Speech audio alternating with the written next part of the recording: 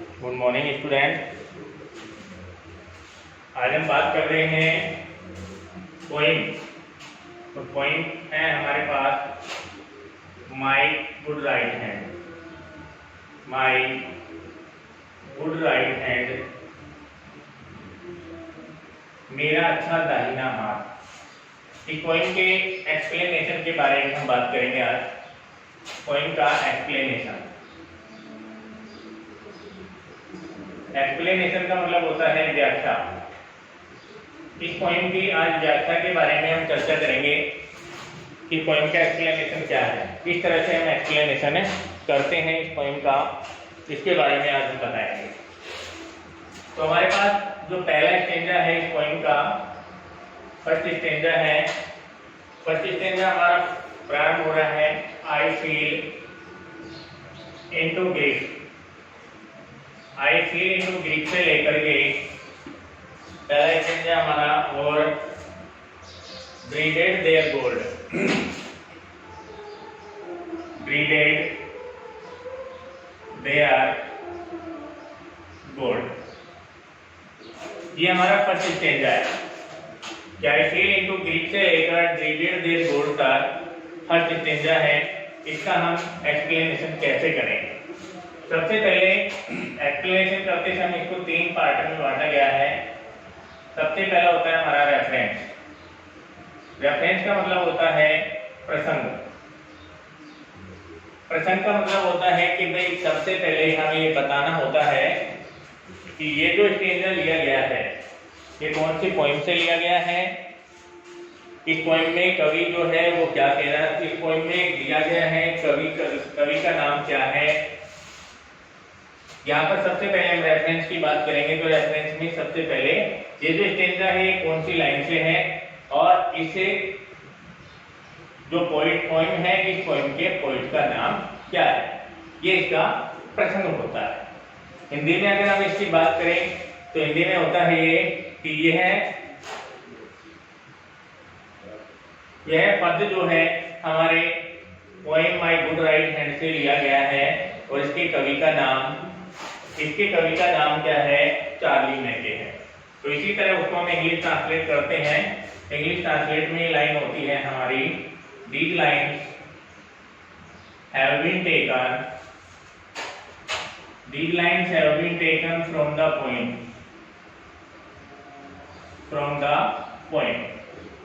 These lines have been taken from the poem. Poem का नाम रखेंगे my good right hand. My good right hand, ये poem का नाम। And written by composed by the poet Charlie Mackay. Poet Charlie Mackay, ये हमारा क्या है, इसका रेफरेंस है। इस कविता का रेफरेंस है कि these lines have been taken from the poem, और पोइम का नाम है my good right hand, written by या composed by the poet Charlie Mackay. Charlie Mackay नाम के इस कवि ने क्या किया है, इस पोइम को लिखा है। तो इस तरह से हम रेफरेंस लिखते हैं प्रत्येक पोइम का। चाहे कोई भी पोइम आए हमारे पास, उस पोइम का हम रेफरेंस इसी टाइप से लिखेंगे। सबसे पहले इसी तरह से these lines have been taken from the poem my good right hand, फिर composed by the poet या written by the poet, और फिर पोइट का नाम। ठीक है, उसके बाद हम बात करें इसका सेकंड पॉइंट आता है कॉन्टेक्स्ट। सेकंड पॉइंट में आता है इसका कॉन्टेक्स्ट। और कॉन्टेक्स्ट की हम बात करें, कॉन्टेक्स्ट का मतलब होता है संदर्भ। कॉन्टेक्स्ट का मतलब है संदर्भ, कि ये जो कविता है ये किस संदर्भ में ली गई है, यानी इन लाइनों में कवि क्या कहना चाहता है, उसके बारे में हमारे को यहाँ पर शॉर्ट एंड स्वीट मैक्सिमम एक लाइन में हमें इसे एक्सप्लेन करना है। तो इसमें हम लिखेंगे इन these lines the poet says, in these lines the poet says, the role of his friend, the poet says, reveals the role of his friends, reveals the role of his friends during his puberty day। तो क्या कहना चाहता है, पहला stanza, in these lines मानी, इन लाइनों में the poet says मानी कवि कहना चाहता है कि रिवेल्स मानी यहाँ पोएट प्रदर्शित करना चाहता है the role of his friends, role of his friends मानी उनके दोस्तों की भूमिका ड्यूरिंग हिज पुअर्टी डे, कि उसकी गरीबी के दिनों में उसके फ्रेंड्स की क्या भूमिका रही है, ये यहाँ पर कॉन्टेक्स्ट में ये कवि यहाँ प्रदर्शित करना चाहता है। नेक्स्ट हम बात करें एक्सप्लेनेशन, और एक्सप्लेनेशन हमारा थर्ड पॉइंट, इसका मतलब होता है व्याख्या। इसके अंदर हम अब इसको विस्तार पूर्वक हम एक्सप्लेन करेंगे, तो क्या कहना चाहता है पोएट, द पोएट सेज, अब यहाँ पर फर्स्ट लाइन में कवि ये कहना चाहता है कि the poet grip into the poverty to complain his friend and relative about his bad condition and financial problem. The poet said when he, the poet says, कवि कहता है कि when he मानी जब वह fell into grief,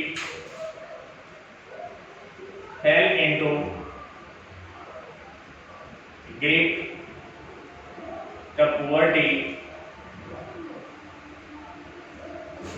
कवि कहना चाह रहे हैं कि जब वह fell into the grief poverty, he began to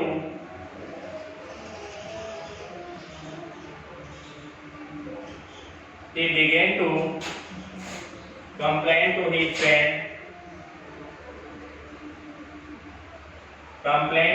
friend, कि वो क्या करने लगता है, शिकायतें करना प्रारंभ करता है फ्रेंड्स एंड रिलेटिव्स,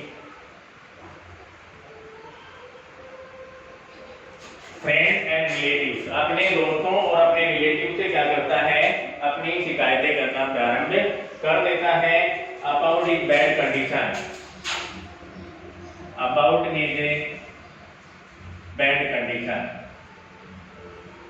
कि अपनी बैड कंडीशन के बारे में जो कवि है वो अपने दोस्तों से और अपने परिचितों से, अपने संबंधियों से उसके बारे में क्या करना, शिकायतें करना प्रारंभ कर देता है। They did not give them money, तो क्या होता है, they did not give them money, कि वे उसे क्या नहीं देते हैं, पैसा नहीं देते, but only good advice,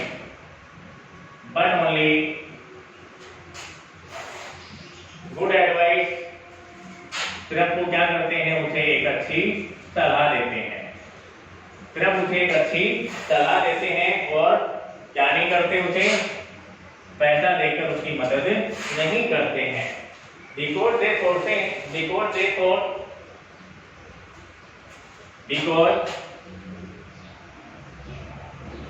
thought he would unable, because he thought money वे सोचते हैं, because they thought money वे सोचते हैं कि he would unable to pay his debt,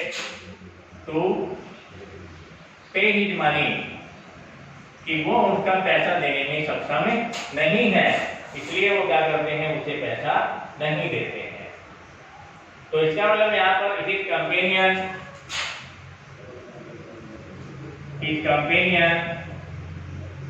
and his friend, कि उसके साथी हैं और उसके जो दोस्त हैं, be selfish, be selfish। कि उसके जो दोस्त हैं, उसकी जो पहचान वाले हैं, वो सभी के सभी यहाँ पर सेल्फिश मानी स्वार्थी नजर आते हैं। तो इस प्रकार यहाँ पर फर्स्ट स्टेंजा में आपको बताया गया सबसे पहले रेफरेंस, और रेफरेंस में हमने बताया आपको कि these lines have been taken from the poem. Poem का नाम रखा हमने my good right hand, composed by the poet Charlie Mackay. उसके बाद हमने इसका रेफरेंस दिया, कॉन्टेक्स्ट दिया है, और कॉन्टेक्स्ट में हमने बताया कि in these lines the poet says, इन लाइनों में कवि कहना चाहता है reveal the role of his friend. Reveal मानी प्रदर्शित किया है, रोल मानी भूमिका, हिज फ्रेंड्स मानी उसके दोस्तों की, ड्यूरिंग हिज पुअर्टी डेज मानी उसके गरीबी के दिनों में उसके दोस्तों की भूमिका को यहाँ पर कवि ने अदा किया।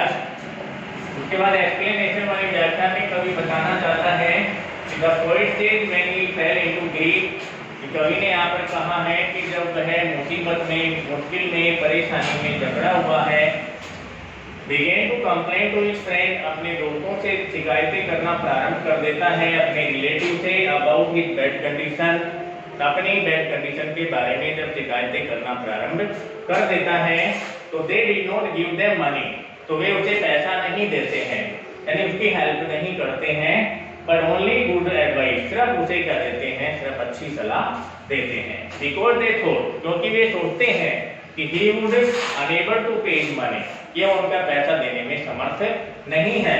His companion and his friend proved to be selfish, इसलिए उसके जो साथी हैं, उसके जो दोस्त हैं, वो यहाँ पर क्या नजर आते हैं, एक स्वार्थी नजर आते हैं। तो इस तरह से ये हमारा फर्स्ट स्टेंजा, और फर्स्ट स्टेंजा का हमने आपको क्या बताया है, एक्सप्लेनेशन बताया, जिसमें रेफरेंस, कॉन्टेक्स्ट एंड एक्सप्लेनेशन आपको बताया है। अब हम इसके नेक्स्ट स्टेंजा की बात करते हैं, सेकंड स्टेंजा की, और सेकंड स्टेंजा हमारा प्रारंभ होता है सेकंड स्टेंजा, और सेकंड स्टेंजा प्रारंभ होता है let them go, let them go. यहां से लेकर के सेकंड स्टेंजा प्रारंभ है my good right hand, my good right hand.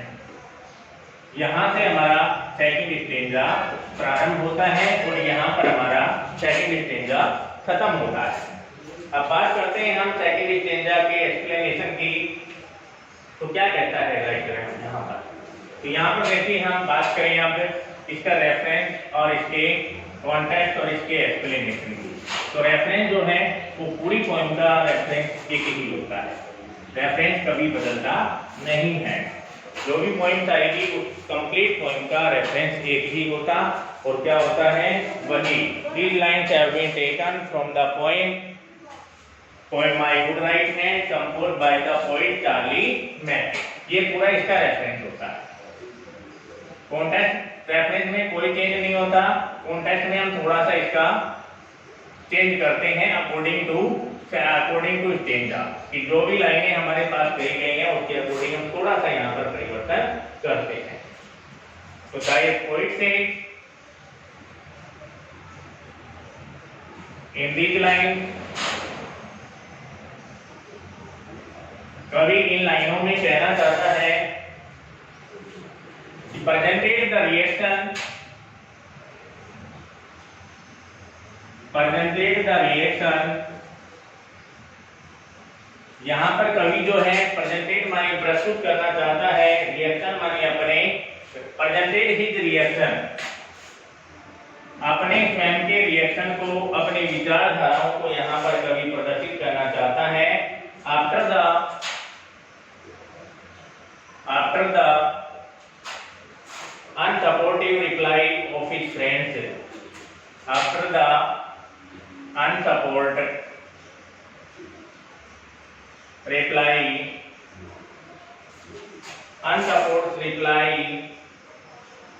of his friends,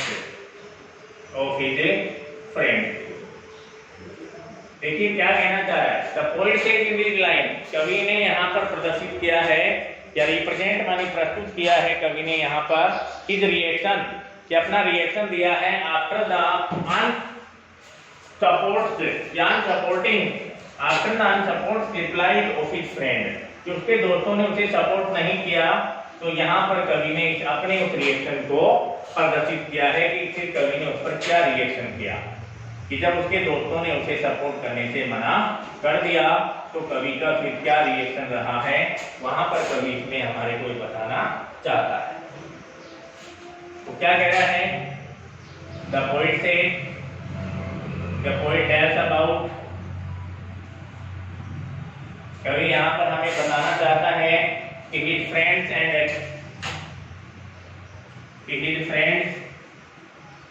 and acquaintances, कि उसके जो दोस्त हैं, उसके जो परिचित हैं, did not help him,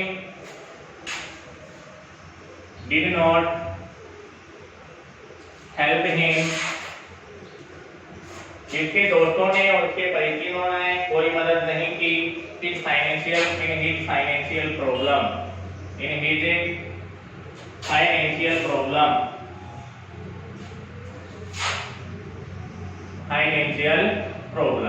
कि जब भी कभी की फाइनेंशियल प्रॉब्लम आई तो इन लोगों ने उसकी मदद नहीं की। तो the poet advised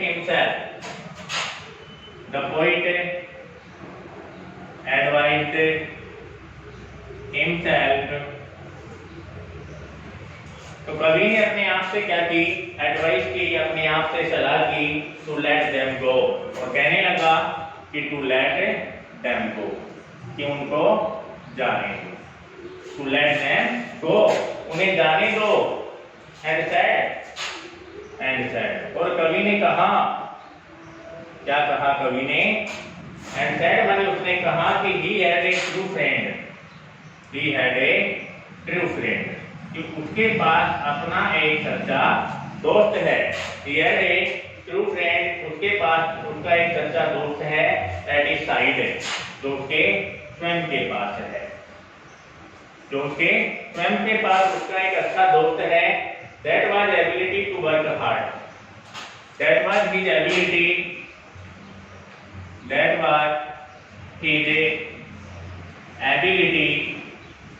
to work hard, और ये सच्चा दोस्त कौन है, तो ability to his work hard, उसका कठोर मेहनत करने की जो एबिलिटी है वो उसका सच्चा दोस्त था। इट वुड लिफ्ट हिम, और सच्चे दोस्त ने क्या किया, उसे उठाया, इसको कवि को, and remove his evil day,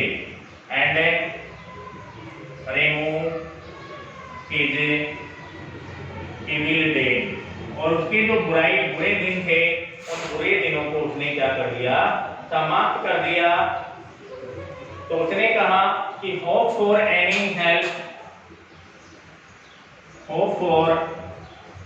any person help, कवि ने कहा है कि होप यानी उम्मीदें, एनी पर्सन हेल्प माने किसी भी व्यक्ति की, word to the word is unless, to the word is useless, वो सब क्या है, अनुपयोगी है, लोगों की मदद, लोगों के बारे में सोचना, उम्मीद करना। It is just like building a castle on sand, it is just like to building a castle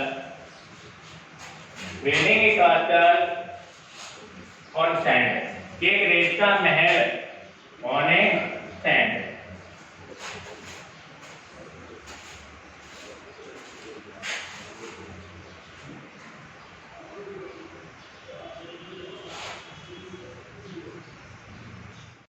तो क्या कह रहा है, it is just like to building a castle on sand, मतलब ये एक रेत का महल बनाने के समान है।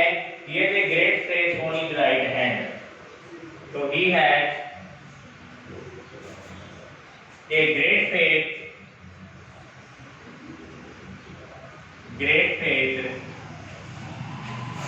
ऑन हिज राइट हैंड, कि उसे अपने भाग्य पर क्या है, या अपने राइट हैंड पर पूरा भरोसा है। तो देखिए सेकंड स्टेंजा में कवि ने क्या कहा है, रेफरेंस हमारा वही है।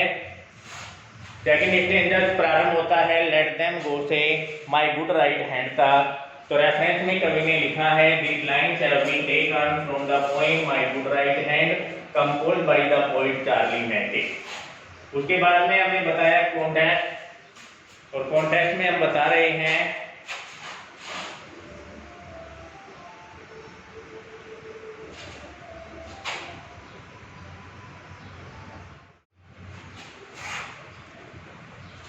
उसके बाद कॉन्टेक्स्ट में कवि कहना चाहता है the poet says in these lines present his reaction after the unsupport reply of his friend. कवि ने यहाँ पर बताया कि प्रेजेंटेड माने प्रस्तुत किया है his reaction after the unsupport reply of his friend. जब उसके दोस्तों ने कोई रिप्लाई नहीं दिया, उसको सपोर्ट नहीं किया है, तो यहाँ पर उसने का क्या रिएक्शन रहा है। तो ये रिएक्शन है कवि का explanation. The poet tells about his friend and advantage did not help him. कवि ने बताया कि उसके दोस्तों ने, परिचितों ने उसकी मदद नहीं की उसकी फाइनेंशियल प्रॉब्लम में। तो पोएट ने एडवाइस की अपने आप से कि लेट देम गो, कि जाने दो उन सबको, और कहने लगा कि had a true friend in his side, कि उसके अपने पास अपना स्वयं का एक दोस्त है, that was his ability to work hard, कि जो उसके अंदर जो एबिलिटी है, टैलेंट है वर्क हार्ड करने का, वो उसका अपना दोस्त। ही वुड लेफ्ट हिम, जो उसने उसे उठाया, रिमूव हिज इविल डेड, उसके बुरे दिनों से उसे रिमूव किया। होप फॉर एनी पर्सन है, तो कवि ने यहाँ पर कहा है कि किसी भी लोगों पर उम्मीद करना इस संसार में यूजलेस मानी बेकार है, व्यर्थ है। इस तरह है वो कि जैसे बिल्डिंग एंड कास्टल ऑन सैंड, एक रेत का महल बनाने के समान है। तो he has a great faith on his right hand. इस प्रकार कवि को अपने आप पर पूरा भरोसा है, इसलिए कवि ने कहना चाहा कि आप अपने आप पर, अपने वर्क हार्ड पर भरोसा करें, अदरवाइज संसार पर हमें बिलीव करने की कोई आवश्यकता नहीं है। तो इस तरह से हमारे दो स्टेंजा थे और दोनों स्टेंजा का एक्सप्लेनेशन आपके सामने रखा गया है। अब नेक्स्ट स्टेंजा की बात करेंगे हम अगले वीडियो में। Thank you.